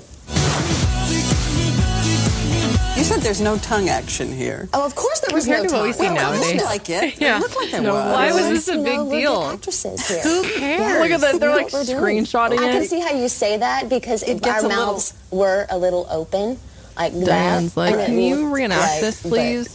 With me? There was no tongue. She's like, can you couldn't like do it. show me She's like- how it happened? She's like, show me the kiss, Brittany. Oh my god. Diane. Fucking Diane. There's so many parts in that interview too. Yeah. We have another pit. Yeah, Another we- bit. This last one. Another Yeah. pit. But I Get to the definitely next recommend day. this. Watching this video. Yeah, watch the whole thing. Yeah. A song called Breathe on Me. I think that's what it's talking about. It says that's what it says. It says I breathe know on me. what That's it says. I know what it says, but one of us wasn't born yesterday. Do you really think that's all it's talking One about? of us wasn't Well, I born think it's supposed to get you yesterday. in the mood. You know, like certain songs get you in the mood to feel a certain tension or a certain vibe. And the girl who always played it close to the line on how much skin she showed posed like a this fucking for crop top Esquire on. magazine. What the hell? Consider the line officially crossed. What happened to your clothes? What happened to your I have on clothes? clothes now. Diane. I know. Diane's What's like, this about? oh, No your kidding. side What butt is it about? cheek. What is it about? Yeah. It's about doing a beautiful picture. Is it about shocking people? About shocking? You know what? I feel You know, this comfortable is- in my skin. I think it's an okay thing to express yourself. Have you seen? you know, I hate compared to bring what this up, people but dress Kate Hudson, now. She's 22. She's in Sheets. Jennifer Lopez. Yeah. She poses very provocatively sometimes. Christina Aguilera. What's the big deal when I do it? Like, come on, you know? I don't understand. I think everybody always thought you had a different relationship to young girls. Everyone now, they look back and they're like, what happened to your sweet image that you used to be? And I'm like, then when I came out, you thought I was too provocative. It's like you can never win. Yeah. No matter what you do, at the end of the day, you can't please everybody. You know, I'm not here to please. Ugh. Have you ever gone further than you wish you had? What kind of fucking question is that? No. I don't think so. No. Okay. Now, those are a little much. Yeah, those are a little, Yeah, how's it any fucking hot? Yeah. Go her. And I was like, all right, let's go ahead and do it, and then Meredith's let's jet. jealous. And I didn't have approval. I mean, over it. Diane. So that's Diane. one Can't keep feature, him I must say, straight. that I felt Diane's kind of weird jealous. about. Yeah. Wish you hadn't done it? Look at her holding She's like slut shaming her. Yeah, Like right her to her mom. face. You wish you hadn't But done hey, this. it's done, and I learned from it. Yeah, it's so bad. Take And a then hike. there's another clip too. I mean, there's a bunch of crazy clips from that interview, but where she's shaming her about her shopping addiction. Oh yeah. It's like, isn't it an addiction? Isn't it an addiction? Yeah, It's just crazy. And Brittany's like, no. She's like, if I want to buy $1,000 pair of shoes, then yeah, I work she's like my ass off. And she's like, I normally don't anyway. And she's like, I think she says that like her assistant had to like talk her into buying the shoes or something and like splurge on herself. Yeah. Yep. Dude, the world is so different. Anyways. And all these interviews, they're just, how can we exploit her as much as possible and get those ratings up, get her to cry. In the Matt Lauer interview, she cries, and it's really sad. He asks her, what is it going to take for the paparazzi to leave you alone? And she just breaks down, and it is really upsetting to see. They don't care. I'm sure when that happened, he was like, of or the course he producers was. were like, all right, Especially perfect. with what we know about him now. He's a piece. Oh yeah, I forgot all about his accusations. Oh, he's button boy. Wait, what happened? Remember he had this little secret button on his desk? Yes, Lock button people boy. in his room? Yes. What a creep. I forgot Yep. about all of that. Remember that, Yep. Karelly? No. Oh yeah, he's done. Sexually assaulted a bunch of people. He had a button where he would press it under his desk and he would lock the door. Oh my God. Yeah. Yep. There's a show called The Morning Story or like Morning News, something like that. But Oh yeah, that's what that happened. Apple TV show. Mhm. That's about him, kind of, right? I guess I didn't know who this guy was, but Oh, I'm yeah, watching it's the like show. based on and- Matt Lauer. Yeah, it's disgusting. Yeah, well, I gotta watch Damn, that. I had no idea Heard about it's really this. good. Badass Lauer. Oh yeah, he's What a he's fucking piece. freak. I forgot about his The ass. interview's horrible. He's just pushing her so far. All right, well, there is some of our thoughts on the book. Yeah. Do any of you have anything else you want to bring up that really stood out to you, or moments that you thought were interesting? Honestly, one thing that I thought was really interesting was how she was talking about, like she wasn't that big of a partier. She says she enjoyed a party. She liked to go out and have fun, but she didn't do any hard drugs. She drank sometimes. She said like she couldn't even handle weed or anything. She said she like smoked it once and hated it or something. Yeah. And that Paris Hilton was one of the few people in the industry that really was sweet to her and nice to her and just accepted her and kind of brought her in and they partied sometimes and I think Britney says that Paris's like party persona was nothing like it actually like they made it seem to be. Yeah. That she didn't actually go that crazy. And yeah, sure, there are times when they would, go a little crazy, but isn't that just part of being in your 20s anyway? Being young and living You know your what I mean? life. Yeah. But yeah, I thought that was really, really interesting. And it is such a misconception too that so many people think she was on really hard drugs and had all these, Yeah, I mean, in her book, she addictions talks about how beyond. she did Adderall because it helped her depression. She said that everyone else around her said she had a drinking problem, but she didn't think she did, and she would drink for fun, but never like excessive. I don't know. It's a really good book, though. I highly recommend taking a listen or a read. And it's not that Very it's not good. that long to listen No, to. It's like 5-6 hours. Yeah. Really good. Twice speed, it's 3 hours. It's like 2 or 3 Sesh episodes. Exactly. Yeah. Give it a listen. Support our girl. Speaking of Paris, she dressed up as Britney for Halloween. Oh, did she actually? Yeah, she did the classic toxic airplane outfit. Oh, love that for her. Also, speaking of Paris. Yes.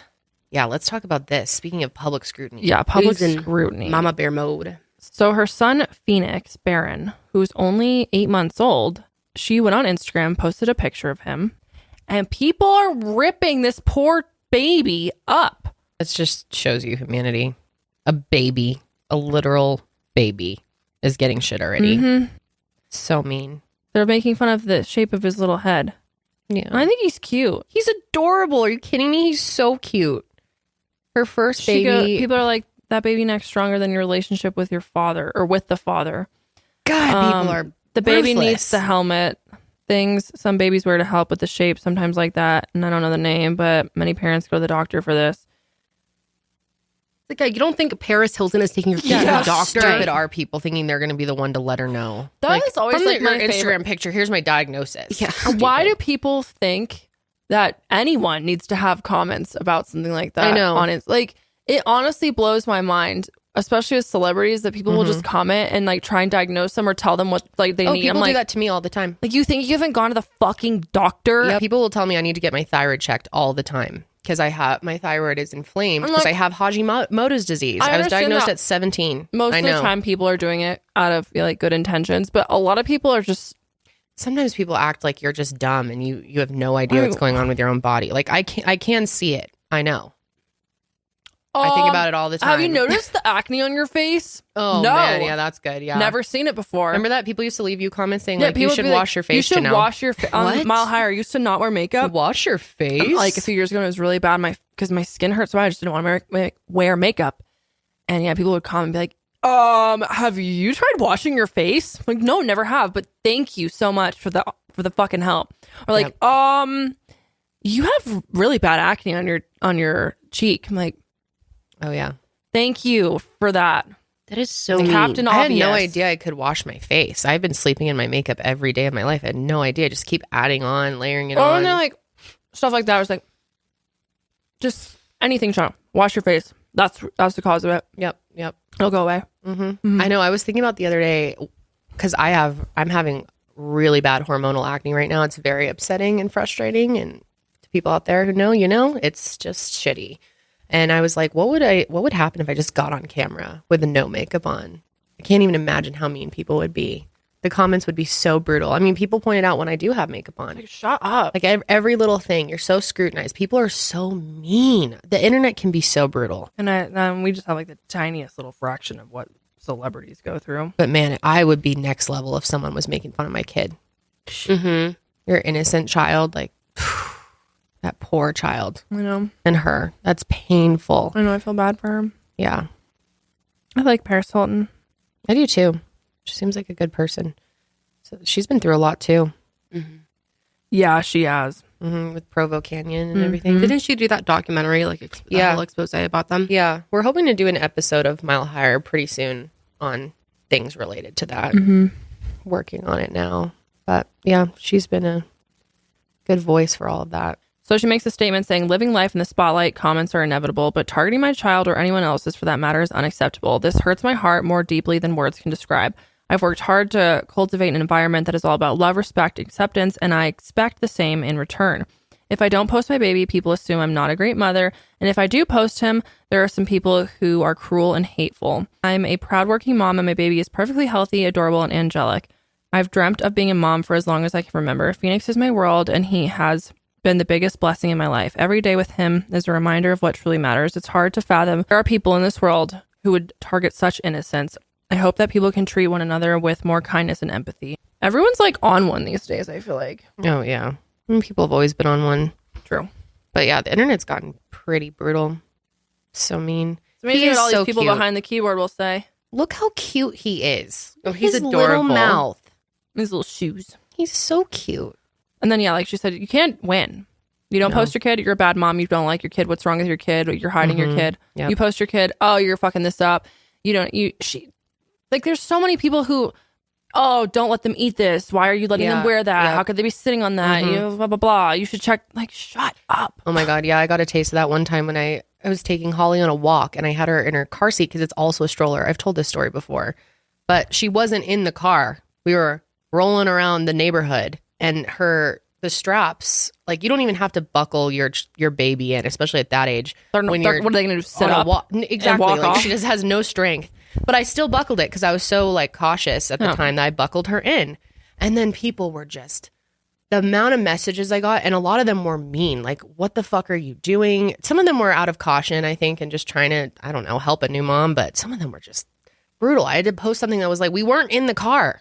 Yes, I know how to strap my child into the car seat in the car. We weren't in the car. Good Lord. God, like people are just, and so now I'm like, I'm not reading any of these messages anymore. Any whatever. You can't win. No, you can't. People are so brutal. You have to get a really thick skin to be a celebrity of that stature too, like Paris and. Ooh, can't imagine. I couldn't do it. I couldn't do it. Okay, moving on.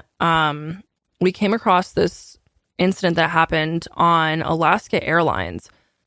So basically, a 44-year-old pilot, his name is Joseph Emerson. He was off duty while traveling in the cockpit jump seat of a flight from Washington to San Francisco. And this happened back on October 22nd. So a little background, he joined Alaska Air Group as a Horizon Air First Officer in August of 2001. And then in 2012, he left Horizon to join Virgin Airlines as a pilot. And then in 2016, he became an Alaskan Airlines First Officer after Alaska acquired Virgin America. So anyways, he has been a pilot for several years now. He lives with his wife, Sarah Stretch, and has 2 young boys. They live in Pleasant Hills, California. And on October 22nd, about an hour into the flight from Washington to San Francisco, he allegedly suffered a mental breakdown and pulled his headphones out and told the captain and first officer, "I am not okay." And then he jumped up and reached for the controls of the cockpit to attempt to cut the plane's engine by pulling the fire extinguisher handles, which would have cut off fuel to the engine, causing the plane to go down. So there's actually a video here of the air traffic control. Let's listen to that so you can get an idea of what happened. Okay, I'll just give you a heads up. We've got the guy that tried to shut the engines down out of the cockpit, and he doesn't sound like he's causing any issue in the back right now. I think he's the dude. Other than that, we want law enforcement as soon as we get on the ground and park. So scary. So yeah, the pilot who was actually flying the plane at the time was kind of like fighting with Joseph while the first officer declared an emergency. And then it took them about like 90 seconds to get him under control. So then he left the cockpit and made his way back to the back of the plane where like the flight attendants are and stuff, and basically told them that you need to cut me off right now or it's going to get bad. Then he was restrained by the flight attendants and then put in a seat. And one of the flight attendants reported that as the plane descended, Joseph tried to grab the handle of the emergency exit, but was blocked. Oh my God. He was totally having a so scary breakdown. Oh my God. I can't imagine being one of those passengers, man. Yeah. And a lot of the passengers like didn't know anything was going on until one of the flight attendants made an announcement that there was an emergency situation that the plane had to immediately land. Once the plane landed, he was taken into custody and interrogated by the police, and he admitted to everything. He said, "I'm admitting to what I did. I'm not fighting any charges you want to bring against me, guys." And he actually admitted to pulling the jet's emergency shutoff handles that control the engine fuel, and said the reason he did it was because he believed he was dreaming and wanted to wake up. The officer asked Joseph if he was trying to take his life, and he did not answer the question, but instead responded by saying he was trying to wake up and he did not feel that this was real. And he also admitted to having a nervous breakdown, that he hadn't slept in 40 hours, and also admitted to trying psychedelic mushrooms for the first time 48 hours prior to the flight. It almost sounds like he was experiencing derealization. Yeah. Like just completely out of body. Probably. Yeah. Well, I mean, not sleeping for 40 hours is that'll do it horrible. Too. Mm-hmm. Mm-hmm. And he also had told the officers that he was struggling with depression for 6 years and that his best friend recently passed away. Oh, Jesus. He didn't appear to be intoxicated like during the actual interrogation, though. Alaska Airlines also reported that neither the gate agents or the flight crew noticed any signs of impairment that could have barred him from the flight, before he got onto it. But here's the crazy part. He was booked into jail on 83 counts of attempted murder, 83 counts of recklessly endangering another person, and 1 felony count of endangering an aircraft. Some crazy charges. Yeah, I mean... But I see why. I don't know. It's really tough. Yeah. Yeah. But he could have, could have been really, really bad. Joseph's lawyer spoke for him and pled not guilty to all of the state charges. He also could face up to additional charges as the FBI is still investigating it. So things could, get even worse for him, sadly.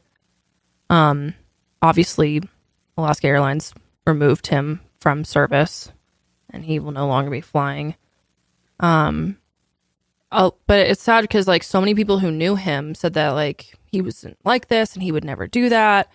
His family is distraught. There's neighbors of his sharing their thoughts of how, they're shocked that this would happen and that he would do something like this. Yeah, let's take a look at that. Neighbors describe Joseph David Emerson as a family man who loves his wife and 2 children. He's a very good dad as far as I could tell. And, he's always playing with the kids, always doing things for them, taking them places. He also liked to take flight as a commercial pilot for Alaska Airlines, neighbors say. Every time we go to Seattle, we're like, that could be our neighbor driving us, riding us there, piloting us there. But when I heard the news, I'm like, what? It's near Seattle where a Horizon flight took a turn on Sunday, never reaching San Francisco. Emerson was in the jump seat behind the pilots, accused of trying to shut the engines down mid-flight with dozens of passengers on board. It just is very surprising. The plane landed safely in Portland. Emerson's now facing 83 attempted murder charges and others for reckless endangerment. It's scary. You hope that people are vetted. The California Pilots Association says any off-duty pilots using the jump seat are extensively vetted. Outside Emerson's home, a sign reads, "Free flying lessons, inquire inside," but no one came to the door. He didn't talk about his job much, but he loved what I could tell, being a pilot and, getting new training and just enjoying his job. Are you ever out in the world going about your life when suddenly a sexy, impulsive thought pops into your head? What if you snuck off somewhere to do it outdoors, where someone might catch you, or in between the stacks of the library where you have to be quiet? Oh, shit. With Dipsea, you can put your headphones on and do it anywhere. If you're looking to spice up your me time or maybe get it a little hotter with a partner, then I'm telling you, you need to try Dipsea. Dipsea is an app full of hundreds of short, sexy audio stories designed by women for women. And they bring scenarios to life with immersive soundscapes and very realistic characters. You can discover stories about second chance romances, adventurous vacation flings, and hot and heavy hookups. And now you can listen to spicy audios by your favorite TikTok creators. They're attentive to your every need, prioritize your pleasure, and have voices that will make you melt. And Dipsea is so cool. It's super, super inclusive. They have stories for straight and queer listeners, and 56% of their stories are voice acted by people of color. And new content is released every week, so in between listening to your favorite stories over and over again, you can always find something new to explore. They even have sleep stories, which are super soothing, and they also have wellness sessions and sexy written stories to read. So let Dipsea be your go-to place to spice up your me time, explore your fantasies, relax and unwind, or even heat things up with a partner, my personal fave. Bow chicka wow wow. Thank you for the background noise. And for listeners of the show, Dipsea is offering an extended 30-day free trial when you go to dipseastories.com/sesh. That's 30 days of full access for free when you go to DIPSEA stories.com/sesh. dipseastories.com/sesh. In other news, pranksters are out of control, people. Hide your wives, hide your babies. Because pranksters out here hitting 19-year-old Alford Lewis, a pranker out of Houston, Texas, 19 years old, punched 2 men for a TikTok prank video, straight up assaulted these guys. This happened Thursday, October 26th in Harris County, Texas. He is seen punching 2 men on 2 separate instances in the back of the head, absolutely decking them as they're just walking along on a park trail, all for his TikTok video to get views. And check out the clip for yourself. You can do anything if it's a prank. Just say, just kidding. Yeah, it's a prank, bro. It's literally a prank. Chill. How soft are you? Place where 2 Look at that. goers Oh, it looks so painful. I just think it's terrible. Not only were the 2 innocent victims targeted in separate The attacks, fuck, but bro? the assaults were recorded What is and the posted prank? on social media. Just straight up filming assault and then posting it. And this type of stuff gets views. So local Houston news, ABC 13, share what they heard from him. Let's take a look. 19-year-old Alford Lewis admitted he was the teen on video wreaking havoc. He's pretty proud of himself. He wrote, quote, "It was a prank. He's like, hell yeah. I had no problem with the man. I wasn't trying Dude, this to makes hurt you look him. even worse. I was just hanging out with Look how my they spelled friend TikTok. and I know. TikTok. And so, yeah, I didn't mean to harm anybody." The video They shows wrote a gun TIC. in Lewis's He had also had a pocket. gun. The That's first great. victim appears to That's reason with frightening. him. That's really, Neighbors really say lovely. they wouldn't be America. so- He also told reporters, I just made a mistake, and everyone makes mistakes. I really didn't expect for it to go so left, I knew from the video all you can see is the bad part about it. But what people don't see is that I shook his hand after and gave the man a hug. See, he's a nice young man. He didn't mean it. It was just a mistake. It was a mistake. Uh-huh. Whoopsie. This dude should be... So we have no, No, I couldn't find anything either. Me neither. That's all I could find. Were you arrested? I know. What the fuck? No, that's what press- people on Twitter are wondering. What the fuck's going to happen with this? I wonder if the people who were assaulted are going to press charges. They should. I would. You need to make an example out of Dude, him. he came at them full force, to the ground, knocked them the fuck out. And they're Anything for clout. unsuspecting. Anything for clout. Mm-hmm. Oh, there's I think the latest is that police open an investigation. Oh, good. Good. Well, there's not much investigating to do. Stupid, it's all on film. stupid. Yeah. How dumb can you I be? didn't expect it to go so left by literally hitting people in the back of the head. Bro, why are people what? freaking out? I don't understand. It's funny. Crazy. Absolutely insane. Everybody makes mistakes. Everybody has those that way. days. Oh, everybody gets that way. Sometimes you just hit people in the back of the head. Whoops. You guys are referencing Hannah Montana, right? Yeah. Yeah. Okay. What'd you think? I don't know. I wasn't sure if maybe my age was showing. Oh, okay. Miss Young. My youngin. baby age. Baby age. How old were Karelly. you when Hannah Montana was out? Yeah. I was in elementary school. I used to love Hannah Montana. My sister loved her too. I was in middle school. Yeah, What year I did was you in, graduate? elementary. High school again, Karelly? Me? Yeah. 2016. Gosh, that's crazy. Okay, so that's 3 the year years I got after married. me. That's the year you got married? Mm-hmm. Crazy. When did you guys graduate? I graduated in high school in 2013. 2011. 2011. Mm-hmm. Kendall's in here. Yeah, old books. Yeah, we are. I'm kidding. Been around the block. Oh, yeah, we know. Just kidding. Kidding. Last but not least, we do have an update here about Jenelle Evans. Last time we talked about her and her husband. Jace had recently been, talked about running away several times. 3 times in a month. Mm-hmm. The first time was back in mid-August when he ran away from school. And Janelle's kind of been like, oh, well, he's an angsty teen and, was upset that he got in trouble at school, which resulted in his phone getting taken away. So that's why he ran away. And as a reminder, Barbara, who's Janelle's mom, had custody of Jace for years until March of this year. And after Jace ran away from school, Barbara accused Jenelle of taking him off his ADHD medication, which she thinks contributed to him running away. Because I guess he'd been on the medication for 7 years and was also regularly seeing therapy. And then back in September, Jace snuck out of a window and ran into the woods, which prompted his name to be added to the National Database for Missing Persons. He left his phone behind. Then the third time he ran away only 2 weeks later, and Jenelle called the cops to report him missing. He was found 16 hours later, and they started looking at a possible child neglect case after he ran away for the third time. He also reported that his stepdad was assaulting him. Mm-hmm. And police said they found visible bruises on his arms and neck. Mm-hmm. Yeah, exactly. And we've talked a lot about David, this guy Eason. Sounds honestly scary. Piece of shit. But yeah, he has now been charged with child abuse. CPS and the Columbus County Sheriff's Department have been involved in this investigation since his last runaway attempt. And he was charged with child abuse, but has not been arrested and hasn't turned himself in, according to the county clerk. So more will be happening there for sure.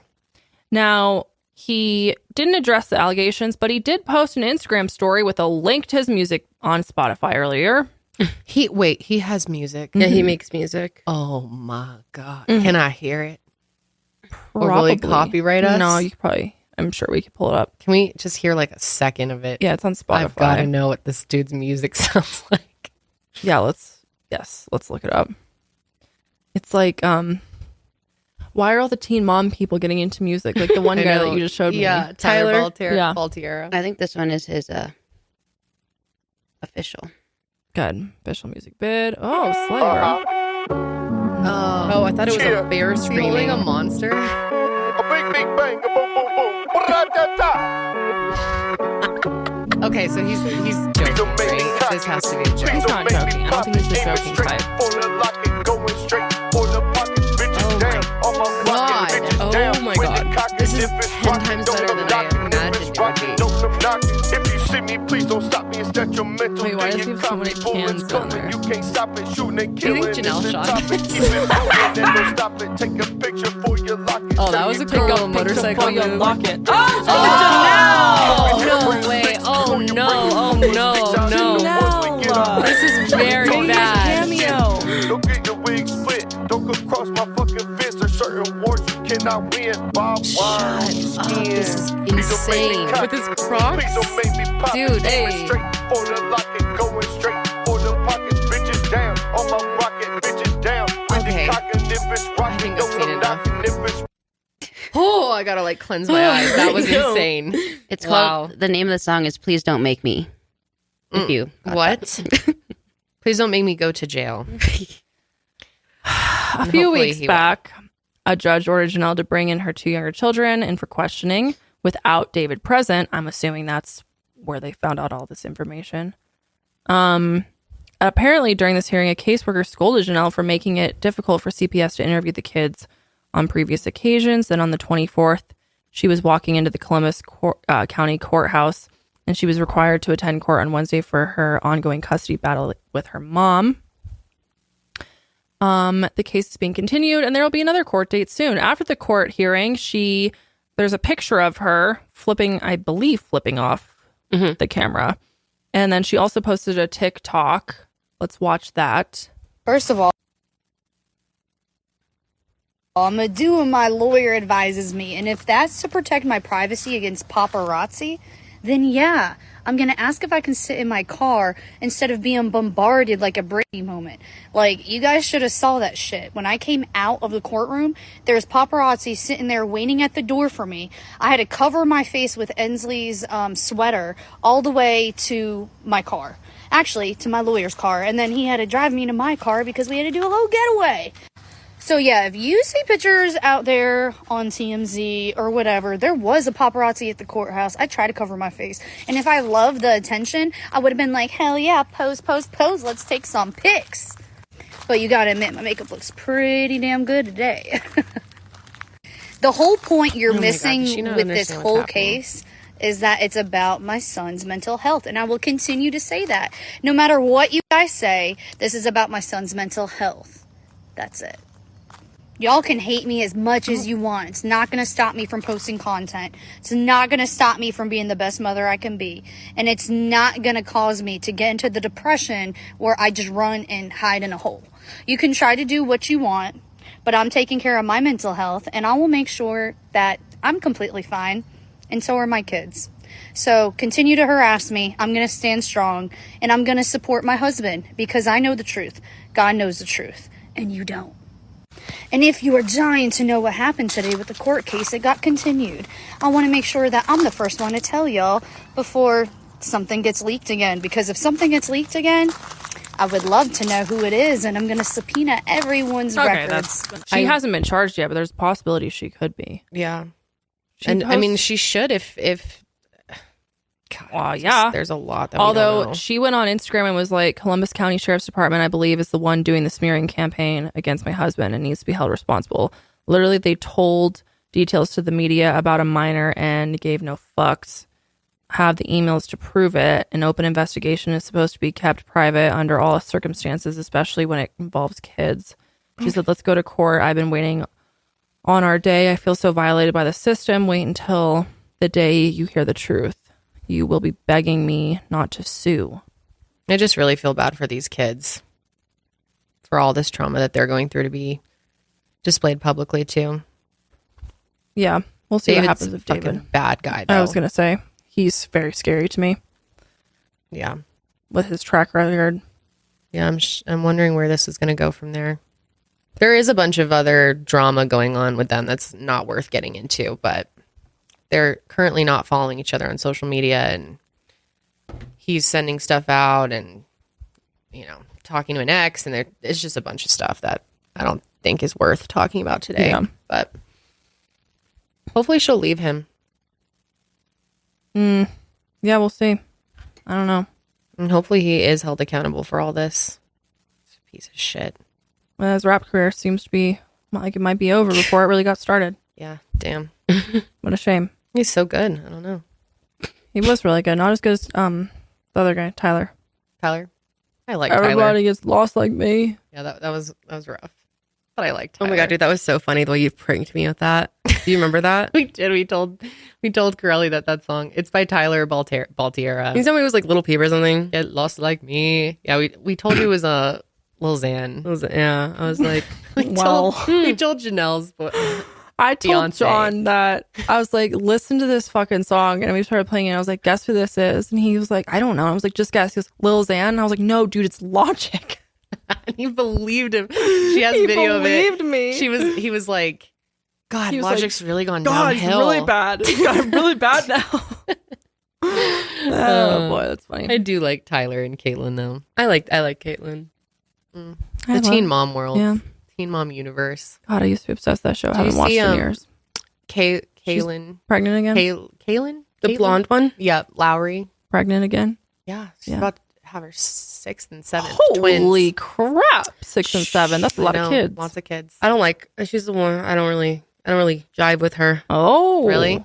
Mm-hmm. I honestly kind of forgot a lot of them. God, I used to be obsessed with that I haven't show. like really stayed up to date on any of it. Is it still going? I think so. Jesus, yeah, I think who's it is. watching it still? No offense. I don't know. I if you kind of are want to out watch there. it. I think it's the same thing with like Family Vacation. You know what I mean? I think that's still What's going that? on. Jersey Shore. Oh, What- Family where are Vacation. you? Sorry. I saw thought that there- clip, that crazy clip. Which one? The new one where Ron comes in. Oh, yeah. And they like confront him and he Well, apologizes. he's like crying. Yeah. Ron. Sad. Ron, stop. I gotta catch up on Sister Are you Wives. friends with her? Are you friends with her? Sorry. God, I love that show. All right. I think that's going to be it. Our sandwiches, we've eaten them all. Yeah. So We've eaten them we all. drank the tea. We ate the sandwiches. Time to bounce. Mm-hmm. Yeah, we're actually headed out to. Remember, we told you guys we were going to do our haunted houses. Well, with enough convincing, Karelly and Janelle convinced us not to do it. That's not why. We Yes. told you that the parking was bad and you were like, never mind. Okay, yes, but you convinced me. I was glad that you guys said never mind on that because I was not about to go. Well, I was Dude. like, if no one wants to do it, then Also, it's cold as fuck It's out freezing here. outside. I Yeah, ain't we standing had, out like, there for a damn almost haunted a house. foot of snow. Yeah, it's absurd. No Crazy. thanks. Got slammed. We're doing escape houses instead, or escape rooms. escape rooms. Escape Yeah, room. I've we're never done one. So pumped. Have you guys ever done one? No, never done one. I've done one. Is it fun? Yeah, it is John fun. hated it. Really? He's like, oh, this suck. I'm like, well, that's great. Have you done it, Kendall? No. They're I'm pretty fun. excited. They could be fun. It we're sounds doing fun. 2 of them, and we're going to split the office into teams. Do we know what the themes which, are? No, which reminds me, I got to print Yes, out our we do. names.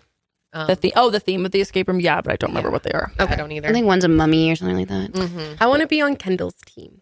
Well, I'll try to draw Oh. your name. Me and Josh are going head to head. He was talking Did shit you think this morning your in the team- bathroom. did to me. you He's like, figure "I'm out gonna your crush you team and name? No. Oh, we have to have a team name? Duh. Well, I might have to decide once I know who my team is. Okay. Then I will have a better idea of the name. Okay. All right. That's going to be it. Oh, I'm so excited. Sorry. What? Just got a text from my nanny that my daughter had a soft poop. Oh. Thought I would leave you all with that great information. Amazing. Yesterday love was that. rough. She was a little constipated at the library. I There's sent a nothing video worse, to Janelle man. and Sydney. At first, it was kind of cute, and she, when you're it's nothing funnier than a toddler shitting in public. Like it's just so funny. They just drop down, or like she'll like go behind the couch, and then I hear her just grunting, and I'm like, oh, you're just pooping Just right right now, there. aren't you? Yeah. I was taking a video of it for Sydney and Janelle, and then So it got bad after I cut the camera. She was like crying, and I was like, I was like rubbing her tummy on the floor of the library. So Dude, it's very good imagine news. what it would be like as if we were like adult toddlers and we just like shat in our I know, We're right? like mid combo, and all of a sudden I just stop and It's hilarious. It I feel honestly, bad for her, man, because we've all been there fighting for our lives I during know, poop. It is right? not a good time. She was looking It's at me humbling like, experience. help me. And I was like, what else do I do? I'm rubbing her back, her tummy. I gave her some like constipation relief last night and it worked. She's good now. She had a painful, nice man. soft one. So we'll leave you with that. Thank you so much for hanging out with us. We will Yes. see you on the next sesh, but until then, keep it fresh.